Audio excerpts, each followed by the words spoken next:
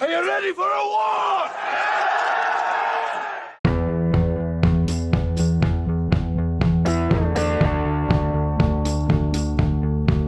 Mel Gibson is a brilliant Hollywood actor, screenwriter, director, and producer. The blue-eyed genius heartbreaker won 2 Oscars and the Golden Globe Award as Best Director. He is the father of many children, a philanthropist, and a millionaire. But at the same time, Mr. Gibson is known for his wild debauchery and many scandals. He was also a favorite actor of the late North Korean leader Kim Jong-il.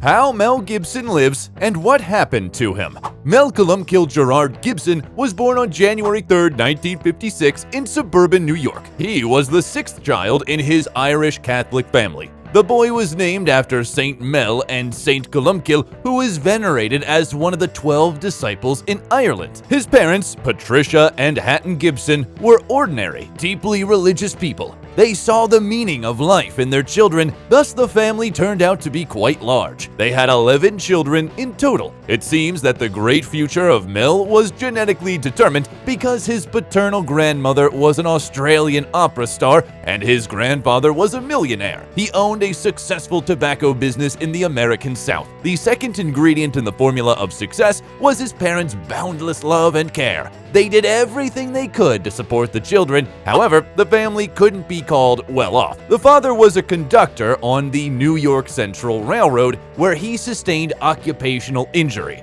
Having a high IQ and iron will, Hutton sued his former employer and got a substantial compensation of $145,000. Moreover, his sharp mind allowed him to win $21,000 in an international game show, and this money was very useful when the USA was about to enter a large-scale war conflict in Vietnam. The head of the family didn't want to risk the lives of their children, who would be eligible to be drafted for service to fight in a war, and he decided to move his family to Australia. Mel successfully graduated high school and got a parallel religious education, dreaming to become a journalist. But his sister helped him a lot to choose his future vocation. She knew that her brother was very artistic and liked to prank people, so she applied to Sydney National Institute of Dramatic Art on his behalf. Gibson himself was not very eager to go there. The day before the audition, he got very drunk and had a fight, and because of that, he didn't look very well. Fortunately, the commission liked this rough look, and he started his studies, living with his friends in Sydney.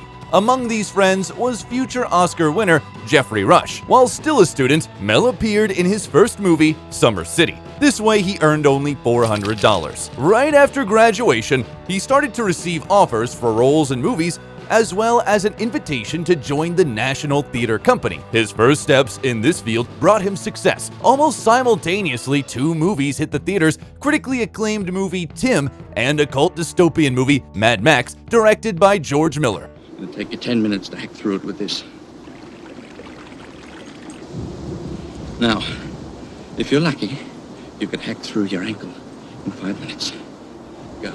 The Grim Road movie brought fame to the aspiring actor, and he earned 15,000 Australian dollars for that role, and eventually, Mad Max turned out to be the most successful Australian movie, grossing over $100 million worldwide. At first, the young actor didn't expect to get the lead role because he showed up to the audition after another fight. His face was swollen because of the bruises and abrasions. That's why he was advised to come back a few weeks later to try to get a role as one of the bandits. After getting himself together, Mel came back to the audition, and they offered him to try out the role of Max. No one realized that this handsome young man was there before, hungover and beaten. Fate gave Mel one gift after another, and this time he got lucky in his personal life.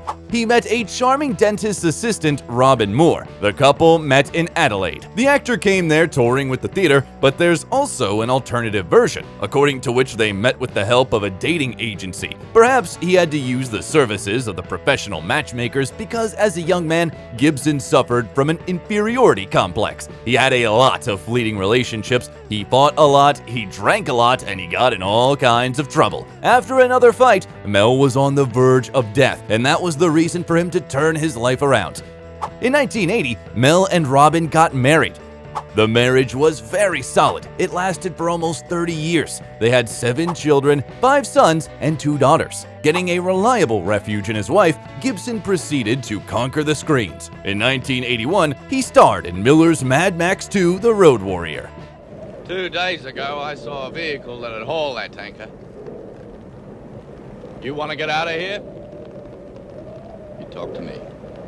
The movie was received well by the audience and praised by the critics. It was mentioned as one of the best movies of that year. Mel earned $120,000 for the shooting. At the same time, he appeared in several successful movies. A war drama Gallipoli about the hardships of the First World War, for which Gibson earned 35,000 Australian dollars, and Attack Force Z, an action film about the Second World War, which brought the actor 1,000 Australian dollars. And a romantic drama film called The Year of Living Dangerously, in which he starred with Sigourney Weaver. In the next couple of years, Gibson rocked Hollywood like a hurricane. He starred in one top-notch film after another. In 1984, an adventure drama, The Bounty, came out. Then the actor starred in the drama film called The River, which he got nominated for several Oscars, and a drama film called Mrs. Soffel. The popularity of the actor brought him a $1 million contract with a Japanese brewery called Asahi. According to the contract, the actor was obligated to regularly appear in public with a beer can. Gibson was thoroughly fulfilling the obligation, drinking around 8 cans of beer a day in a row, and when advised to replace beer with tea or water, he refused. Probably that contract backfired at Gibson because during this time he lost his driver's license for 3 months and got a $400 fine for drunk driving. In 1985, the third Mad Max movie was released. This was the last time Gibson played that role. Mad Max Beyond Thunderdome was spectacular and action-packed, and Mel got 1.2 million Australian dollars for the role. 1 hour. If you find him, what then? I'll ask him to return what's mine. Oh, and of course he'll be desperate to clear his conscience. He will be. You that good? Mm-hmm. He finally established his presence on the Hollywood Olympus by playing the lead role in the cult classic action movie Lethal Weapon in 1987. $100,000. $100,000.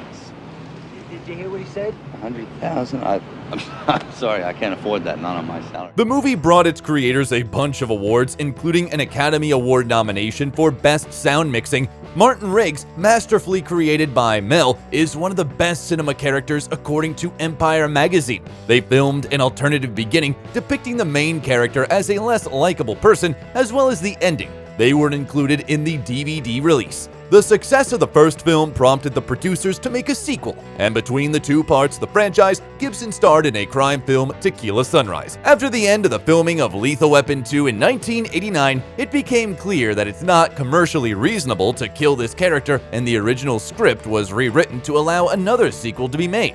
There are 4 movies in the franchise in total. And Riggs, one more thing. What?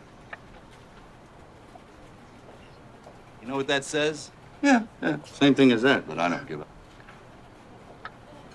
Mel had to refuse the role of Batman to be able to star in the sequel. However, the magnificent performance in the first film gave Gibson the opportunity to fulfill the dream of any actor to play Hamlet in the film adaptation of Shakespeare's tragedy. The scene of Riggs' suicide attempt left director Franco Zeffirelli speechless, and he wanted only Mel to play the lead role. None of the major film companies wanted to fund the adaptation, so Gibson had to create his own company to begin the filming.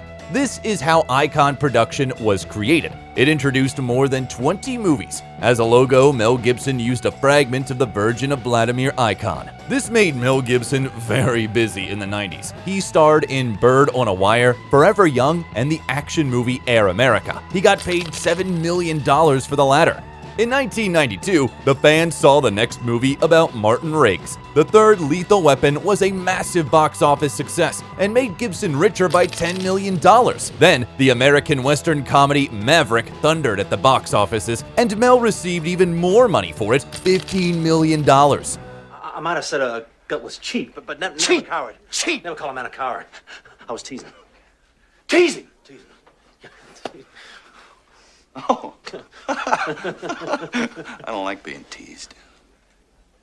Besides, the ambitious Australian man tried his hand at directing. He filmed his first movie and played the lead role in it, The Man Without a Face. Despite the hopes, was not successful, which can't be said about Gibson's next movie. The epic historical war drama about Scotland's struggle for freedom, Braveheart, blew up the screen. You tell your king that William Wallace will not be ruled, and nor will any Scot while I live. The proof of the appreciation were 10 Oscar nominations. The movie won 5 of them, including one to Mel Gibson himself for Best Director. He also won a Golden Globe for Best Director. The story of the film creation is full of fun facts. For example, Mel's character is only 20 years old according to the script, and the actor himself was 38 at the time of the filming. Initially, the movie was supposed to be much more gruesome, but they cut out controversial scenes from the film to lower the age rating. The animal rights activists had some issues with the movie because they didn't believe that no horses was harmed during the filming. Gibson managed to get out of the scandal. He proved that some horses were mechanical. In 2000, in a special auction, the sword that was used by Gibson during the filming was sold for $170,000. In 1995, Mel tried his hand at animation. He took part in voice acting in 2 projects, Casper and Pocahontas. Right after that, Gibson starred in 2 thriller movies for which he got $20 million, Ransom and Conspiracy Theory. In 1998, Lethal Weapon 4 was released. Mel broke his personal record again and got $25 million for the role. Moreover, he signed a profitable advertising contract with a Japanese company, Subaru, and appears in the commercial driving a right-hand drive Legacy sedan through Stockholm and New York. By the way, Mel himself chose another Japanese car. He's driving a modest sedan Toyota Cressida. At the turn of the century, the fans saw Mel in another action movie called Payback and in The $1 Million Hotel. He also voiced a character in Chicken Run. The historical drama, The Patriot, was praised by the audience, for which Gibson got $25 million. I understood you to be a patriot. If you mean by patriot, am I angry about taxation without representation? Well, yes, I am. It's peculiar that Mel asked to make several changes to the script. They added another child to the 6 children the character had because at that moment, Mel himself had 7 children. The movie, What Women Want, holds a special place in Mel's career. Do you ever consider dating a woman who wears real underwear? You know, the kind that covers the entire bottom the way it's supposed to. No, but if I ever do, should I give you a call? A hoax and prank enthusiast, he brilliantly played the role of a charming ladies' man who gained the ability to hear women's thoughts after being electrocuted. The comedy film was a smashing hit, getting over $374 million in the worldwide box office. It was ranked 4th among the most successful movies of 2000. At the same time, Mel got into a huge-scale pharmaceutical war waged by the United States Department of Health and Human Services. It was trying to restrict the consumption of vitamins by the Americans. As a protest, Gibson appeared in a video in which his home is raided by a SWAT team. The actor, wearing a bathrobe and holding a vitamin C container, says to the SWAT team, "It's just vitamins." Since the early aughts, Gibson has not been that active as an actor. He appeared in such films as Signs and We Were Soldiers, which brought him $50 million in total, a musical crime comedy, The Singing Detective, and the TV series Complete Savages. Mel spent more and more energy and resources on his own projects, mostly as a director. His 2004 epic biblical drama film, The Passion of the Christ, was a really huge event. The movie shocked the public, depicting the last 12 hours of the life of Jesus Christ. The dialogues in this movie were written in reconstructed Aramaic, ancient Hebrew, and Latin. Gibson, after the release of the movie, proclaimed that the Holy Spirit was the real creator of the film and he was just a vehicle. He even donated $100 million to the Catholic Church. The filming process was very difficult. The lead actor was constantly injured, including a lightning strike. To make it more authentic, they decided to avoid using CGI. The job was done exclusively by makeup artists who spent 10 hours on it. Moreover, the actor who played Jesus received real lashes and carried a real wooden cross weighing 154 pounds. Thanks to this selfless and rigorous approach, the movie turned out to be grand. The whole society was shocked, including Pope John Paul II, who praised the movie, and Gibson's daughter Hannah was so impressed that she even expressed a desire to take the veil and become a nun. The phenomenal box office receipts of the movie was no surprise. It earned $609 million worldwide. Because of that, it is still in the top 10 of the highest grossing R-rated movies. After the filming, Mel decided to buy the lush green Mago Island in Fiji archipelago measuring 8 square miles for $15 million. He said he plans on preserving the island's original condition for recreation, and he remains true to his words. The satellite images show only dirt airstrip, Mel Gibson's mansion in the northern part of the island, and houses of locals who are paid by the actor. The next large-scale project of the Icon Company was the mystical movie Apocalypto, based on the historical myths and legends of the Maya tribe. Gibson was the producer, the director, and the screenwriter of the movie. Same as in the previous movie, Mel tried to make it as authentic as possible and didn't trust CGI to do the job. It was filmed mostly in the Mexican state of Veracruz, and they reconstructed step pyramids very close to the original. In the movie, Mayans are depicted as very cruel people, which was criticized by many historians, and representatives of one of the ethnic communities filed a report to the Human Rights Commission of the Yucatan state. At the same time, there was a huge scandal when Mel was arrested for drunk driving again. This time, the movie star acted really inappropriately, shouting anti-Semitic slogans and racial slurs. This stunt almost ruined Gibson's reputation, but he got away with it. He publicly apologized, speaking about lapses in judgment he's having from time to time. After this incident, Gibson retreated into the shadows for 10 years and didn't film any movies. Craving for solitude, in 2007, Mel bought a mansion with a plot of land of 400 acres on the Costa Rica coast. He's been thinking about buying a piece of this picturesque land when he was searching for a location for the Apocalypto shooting. He bought it for $26 million. This ranch consists of a villa surrounded by tropical forest and a cute backyard. The home features several classic colonial-style bedrooms, wood-dominated dining rooms, and an on-site pool. Later, Mel tried to sell the house for $35 million. After all, Mel Gibson is not just a great actor, but a good businessman as well. He knows how to sell. In 2007, he sold another mansion in the Tudor style in Connecticut for $40 million, which he bought in 1994 for $9 million. This 15-bedroom castle-like mansion is surrounded by a stunningly beautiful garden, and the interiors of the living room with fireplace, library, and dining room are strikingly rich and charmingly old-fashioned. This break from the film industry and property purchase can be explained by the problems in his personal life. In the spring of 2009, there were rumors that Mel's solid family split up. Allegedly, the spouses had not been living together for 3 years. Soon, Gibson showed up to the premiere of X-Men Origins Wolverine with a Russian pianist and singer Oksana Grigorieva. She met Gibson during the filming of one of the movies, and pretty soon, the smitten actor became the producer of her album. There is a theory that the meeting was not an accident, but was organized by a known in certain circles matchmaker, Peter Listerman. However, this information is not confirmed at all. After the joint appearance in the news about Oksana being 4 months pregnant, Robin filed for divorce and got half of the net worth of the adulterer, $850 million. Besides that, Mel has to pay half of his income to his ex-wife, and later she got 2 Malibu mansions worth a total of $22.5 million. Actually, the breakup fee of the Gibsons is considered to be one of the largest in the history of Hollywood. In October 2009, Mel and Oksana had a daughter, who became the 8th child of the actor. The new family with newborn Lucienne lived in a $11.5 million mansion situated in Malibu. Mel bought the house from his friend, David Duchovny, but the family life didn't work out, and after 18 months, the couple split up, and a few months later, Grigorieva filed a police report stating that she was physically abused by Gibson.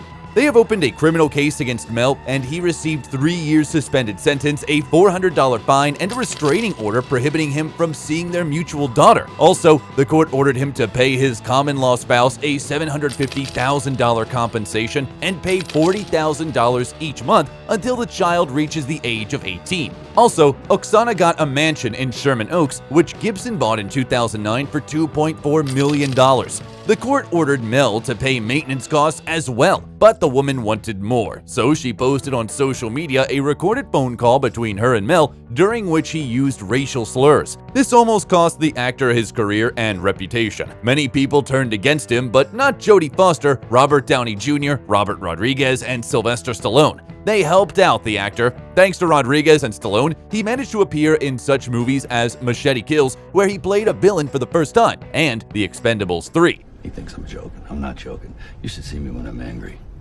You'd be very impressed. Then very dead. As a result of the loud scandal, the filming of the action movie Get the Gringo was delayed, and the premiere of the eccentric drama The Beaver was cancelled. It was planned to premiere in December 2010, considering the Oscar nominations, but it was released only in May 2011. The premiere was a flop. The movie failed at the box office. To top it all off, in 2010, the actor got into a car accident. He crashed his Maserati car against a rock cliff on one of the Malibu roads. Fortunately, Gibson was not harmed, which can't be said about the car. It had to be towed. It was completely totaled. After this point, the actor decided to drive a convenient electric smart car. He's been driving it for many years already. Mel tried to forget about the previous relationship, and in 2012, it was reported that he's dating athlete Ashley Cusato, but it didn't last very long. The next period of Mel's life can be considered a reset. He was completely inactive both in professional and personal life. Only in 2016, Gibson renewed his activity. He appeared in the action film Bloodfather and then directed Hacksaw Ridge, which brought him an Oscar nomination as Best Actor. Also, it was reported that his new girlfriend, Rosalind Ross, is pregnant with the actor's 9th child. On January 20, 2017, the couple had a baby. They named him Lars Gerard. Thus, Mel has the second place in the top of actors with the largest number of kids. Only Charlie Chaplin had more kids than Mel. He had 11. But something tells us that Gibson may beat this record. In the last couple of years, Gibson appeared as an actor in such movies as Dragged Across Concrete, Boss Level, Force of Nature, Dangerous, and Daddy's Home 2. Why does a duck have feathers? Why? To cover up his butt quack. Hey, kids, I got a good one for you. 2 dead hookers wash up on the shore. Hey, whoa, shut up. The most peculiar film he starred in recently is probably The Professor and the Madman, 2018. This movie was in production for 17 years. The filming process was full of scandals and lawsuits, so the production company Voltage Pictures banned the crew from filming in Oxford, England. The reason given was budget overruns and lack of time, and as a result, the filming was moved to Ireland. Enraged, Gibson couldn't let the company cripple his film this way, and he tried to ban the release of the film through the court, but he failed. In revenge, he decided not to participate in the advertising campaign. In 2020, there was a premiere of a comedy action film, Batman, with Mel Gibson in the lead role. Remember when my bacon went through the vegan sugar-free phase? Yeah. I was lucky to survive it. Must have lost 12 pounds. In 2021, Gibson appeared in the action films Agent Game, Dangerous, and Last Looks. And the following year, audiences could see the actor in Father Stu, On the Line, Hot Seat, Panama, and Bandit. After all the lawsuits and alimony, Mel Gibson's net worth is now $425 million. Despite the fact that according to some open source estimates, Mel received a record sum of $450 million for The Passion of the Christ and invested only $30 million of his personal money. According to the most recent accounts, Mel is not sitting idle. Gibson is gonna be the director of Lethal Weapon 5. Besides, he will play the lead role in the Continental miniseries, which is about to be released. The most intriguing is the rumor that the actor is working on the sequel of his epic film about the life and death of Jesus Christ called The Passion of the Christ Resurrection, where Gibson will act as director, screenwriter, and producer. We tried our best to tell you all about the life of this brilliant actor, talented director, and unique person, Mel Gibson. Do you think he'll manage to surprise the world with a new masterpiece as he did with Braveheart and The Passion of the Christ? How Catherine Zeta-Jones lives and how much she earns. Catherine Zeta-Jones was born in Wales on September 25, 1969. The prefix Zeta is not part of her surname. It was originally her second name, given in honor of her maternal grandmother. According to family legend, the mother of that grandmother arrived in the UK from Ireland on a ship called Zeta and named her daughter after it. When the girl started her acting career, she decided to include her middle name in her stage name in order to stand out from other Catherine Jones. Her father, David James Jones, a Welsh descendant, worked in a bakery as a baker and a cashier to feed his large family. Aside from little Catherine, they had 2 sons. The family was poor. They lived in a low-income neighborhood in the coastal Welsh town of Swansea. Mother Patricia was a seamstress who helped them make ends meet. This lasted until the 80s when the family suddenly became wealthy. The parents bought a lottery ticket, which brought them £100,000, which allowed them to not only buy their own pastry shop and a decent house in a good area of Swansea, but also to pay for a dance studio for their daughter, which she dreamed of. It should be noted that no one in the family except Catherine was interested in art. At a very young age, she was on the brink of death because of illness. That's why she was raised like a princess, surrounded by attention. By the way, the little scar on her neck was left as a result of the tracheal surgery that saved her life. However, the girl didn't grow up spoiled, striking others with her discipline. At the age of 4, Catherine danced on holidays and sang in the choir at the local church, where everyone who saw her predicted a great acting future for her. From the age of 7, she began to engage in choreography with full dedication, making herself a strict schedule for the whole week. 3 years later, Jones was already shining on the stage of the City Theater, and after another 4 years, she managed to pass the casting for the production of The Pajama Game. This was her first serious role. After the tour was over, the young actress left school without obtaining O levels and went to London. There, she stormed all kinds of castings, not missing a single opportunity to make it to the big screen. During this period, she had a passionate relationship with the famous TV presenter John Leslie. Catherine was so carried away by the charming Scotsman that she planned to spend her whole life with him. Alas, his personality turned out to be too difficult. The future star suffered from fits of jealousy from her partner, which eventually led to a breakup. As for her acting, at first Catherine's catch was small. She was chosen only as the second understudy to the lead actress of the musical 42nd Street. The year 1990 was more successful for her as she was cast for the role of Scheherazade in the film 1001 Nights. The young, talented beauty was immediately noticed, and a year later, she got a role in the series The Darling Buds of May. Critics and British viewers were delighted, and very soon, Catherine headed off to conquer Hollywood. She immediately had a chance to play in the episode of George Lucas's television series, The Young Indiana Jones Chronicles, which boosted her career in Hollywood. Legend has it that her role of dancer Maya impressed Steven Spielberg so much that he advised to invite her to the role of Zorro's beloved. According to another story, Spielberg noticed the actress while watching the miniseries Titanic, which was released in 1996.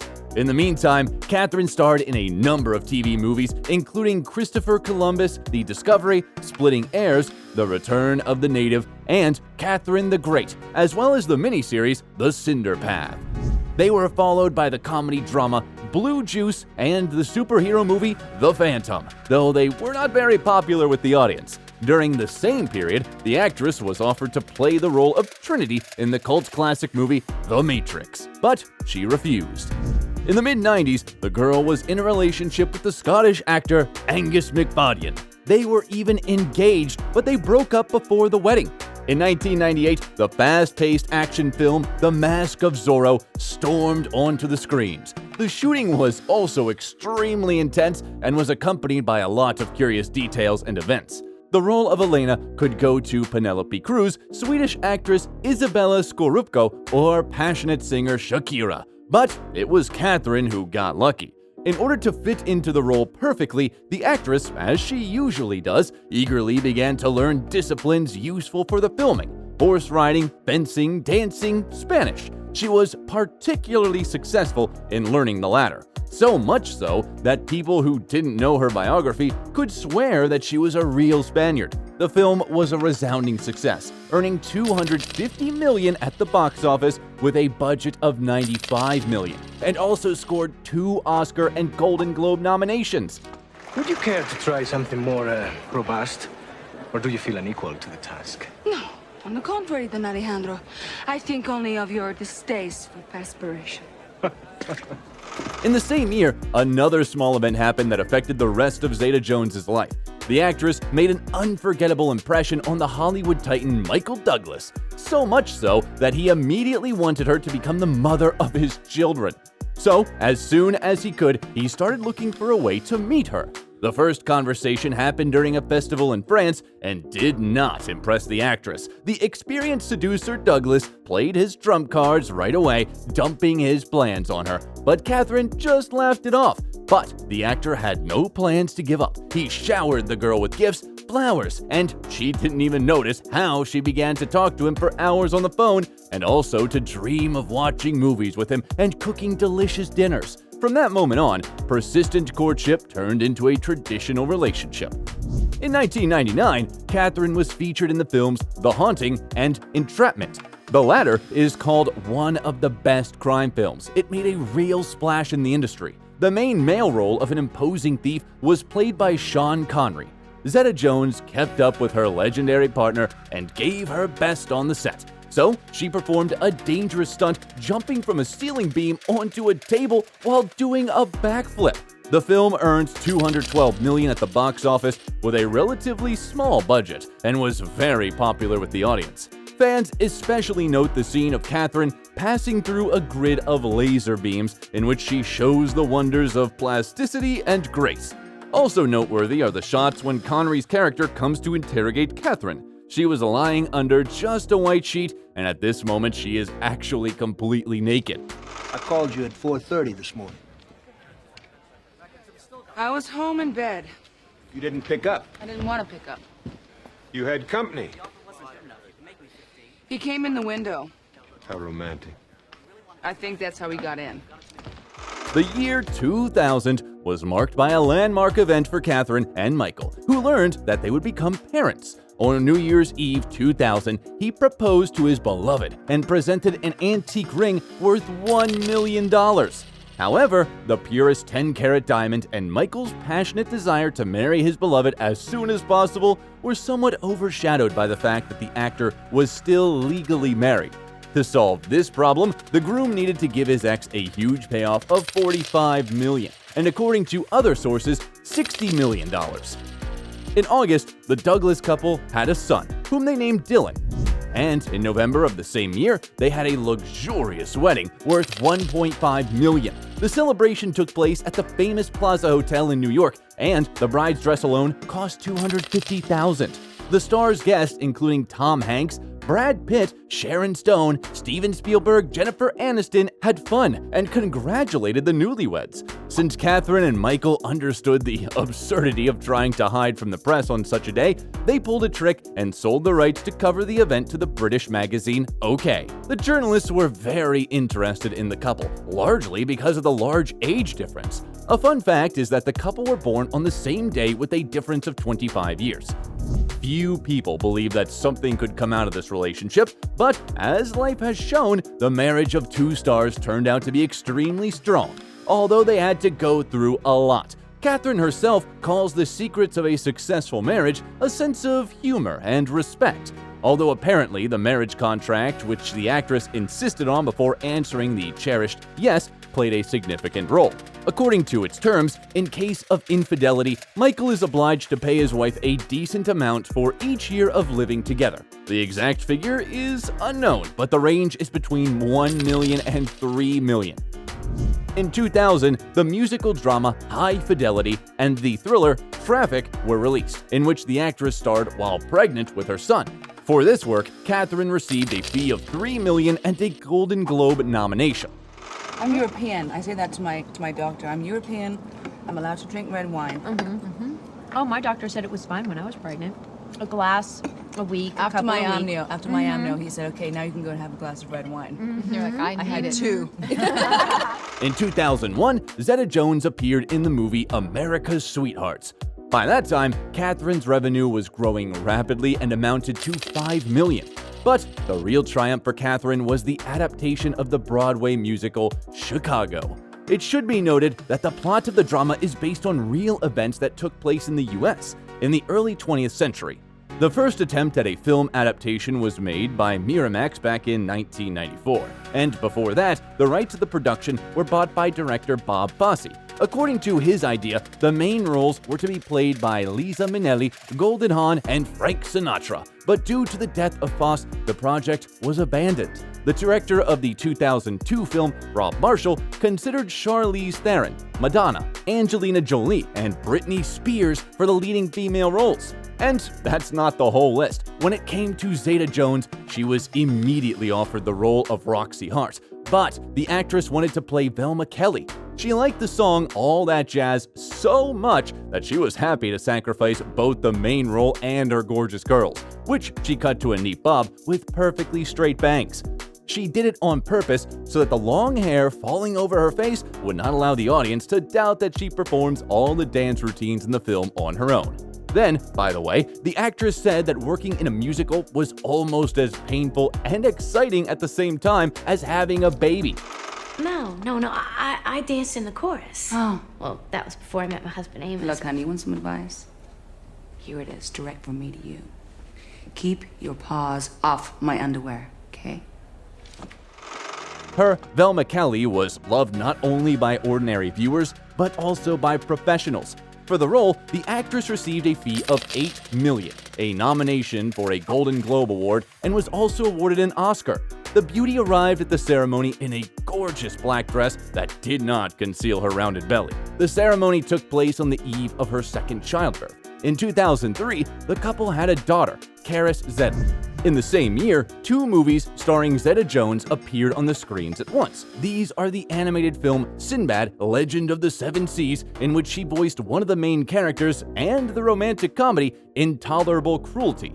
2004 brought her work on the memorable films The Terminal and Ocean's 12. The French police think he's better than Lamarck. Well, he is French. Let me give you some advice.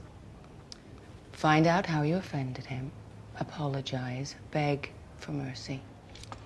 The following year, a sequel to the film about the dashing vigilante was released. Catherine received $10 million for The Legend of Zorro. But all in all, the film made a strange impression. It received negative reviews, although it earned $142 million at the box office. I cannot believe it. I cannot believe I fell for it. Husband promises to quit, gullible wife believes him. How could I be so stupid? In 2007, 2 more films were released. The supernatural romance film Death Defying Acts and the romantic comedy drama No Reservations. In fact, this was a remake of the German film Mostly Martha, which was reworked by the not-too-famous director Scott Hicks. But alas, it was not a masterpiece. Although the actress tried very hard and even worked incognito as a waitress in an Italian restaurant where visitors marveled at the resemblance of the employee to the celebrity. Nick is an excellent. I know nothing about him. I have no idea what... Give me some credit. He was a sous chef at Il Treviso. Italian? You bring a sous chef from an Italian restaurant, and I'm the one in therapy?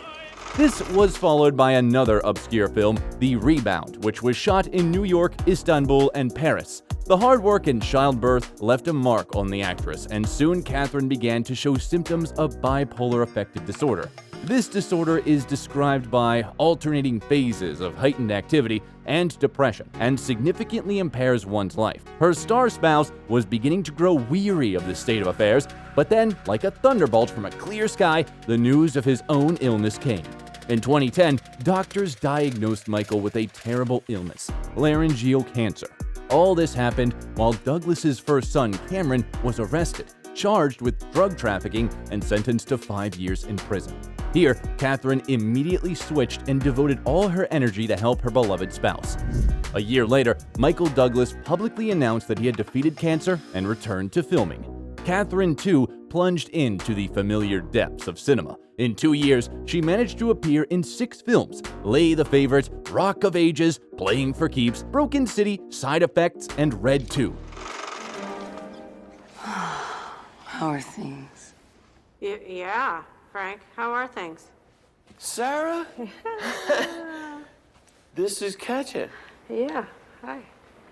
I need to speak with you. And at that moment, the actress's illness re-emerged in her and Michael's life with renewed vigor. This time, Douglas lost his nerve. He said that because of the depression that his wife was prone to, it was impossible to live with her, after which the couple announced their separation and the beginning of the divorce process. Michael also hinted that his wife was addicted to hard liquor because of her condition. However, 3 months later, the couple reunited. As reported, Zeta-Jones underwent a course of intensive therapy, and she did get better. She resumed her acting career and appeared in the series Queen America, Feud, and Prodigal Son, as well as the films Dad's Army and Cocaine Godmother. In 2022, Catherine hit a new moment of stardom. In the Netflix series Wednesday, which became a worldwide hit, the actress played the role of Morticia Addams, the mother of an unusual and daring girl protagonist. What is this, a kidnapping? Would you like that? Because I think I'm up to it. You do move me. I don't know why, but you do move me. In unusual places.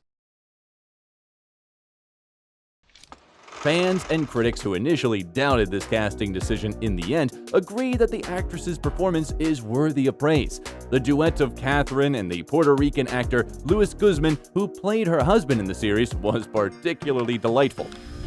Despite a significant break in work and the troubles, Catherine has remained in good shape. Now, viewers can see her in the Disney series National Treasure: Edge of History. It should be noted that the performance of the actress has always been generously paid.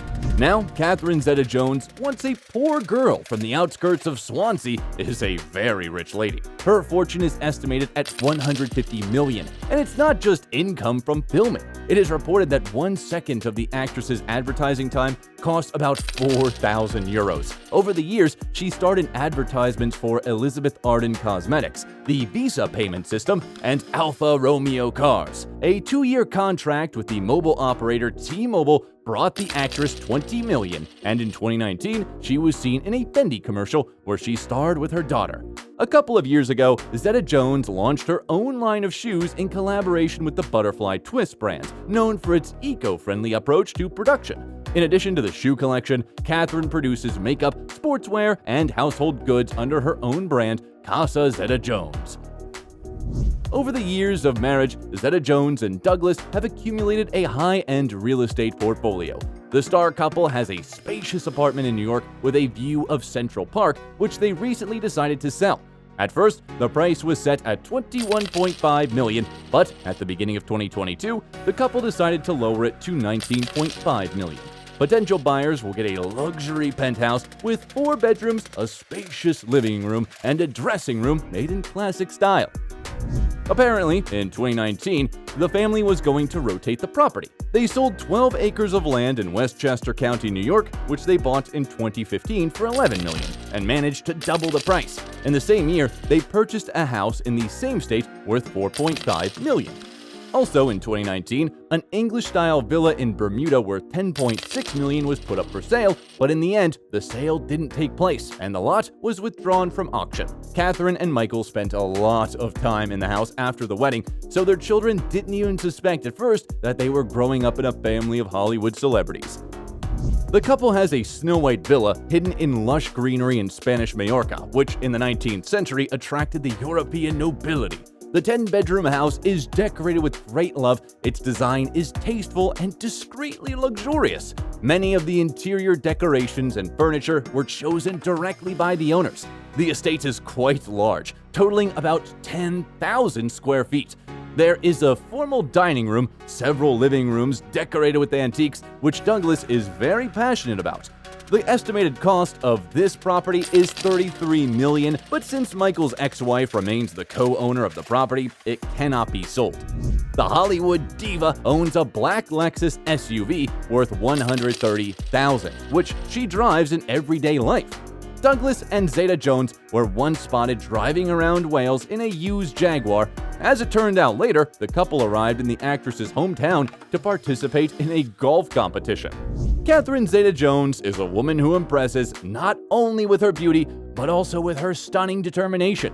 No matter what happens, she does not give up and looks into the face of any life circumstances, boldly challenging them. She is not afraid of experiments or difficult tasks. The musical Cleo will be released soon, in which the actress will play the fatal Egyptian queen, Cleopatra. What movie with this actress do you like the most? Thank you. I had a wonderful time. Unfortunate that it has to end.